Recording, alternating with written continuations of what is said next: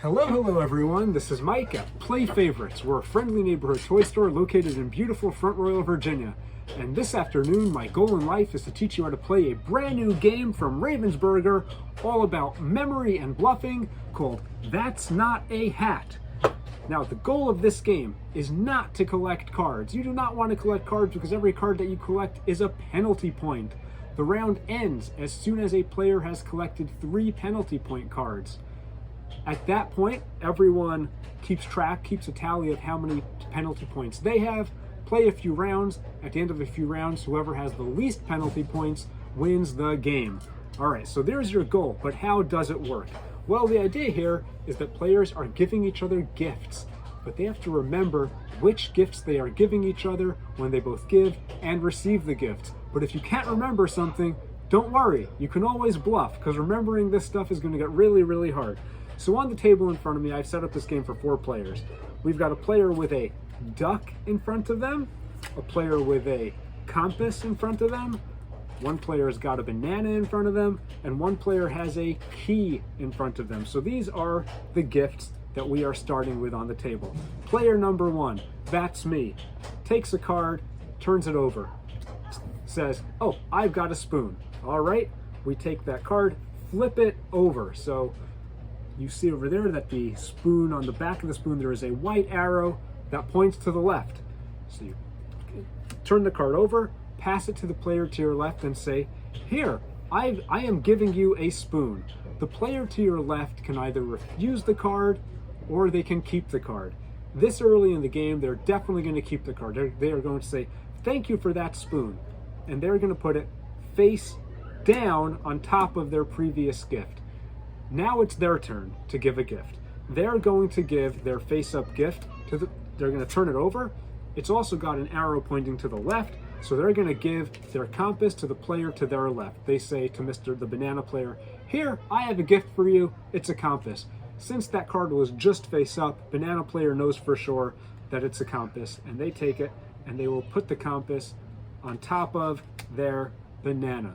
We keep on going around the table, like so. Eventually, players are going to end up with multiple face-down cards in front of them, and you've got to try to keep track of which gift is under each card. So, for example, all right, I've got a card over here. It's face down, and I want to pass it to the player to my left. I say, here, I have a duck for you. Now, if that player thinks that that card is actually a duck, they can say, certainly, I accept your duck. And they take the duck and put it on top of whatever they've got over there. And if you're paying attention, you will know what they have over there. Or the player can say, that's not a duck.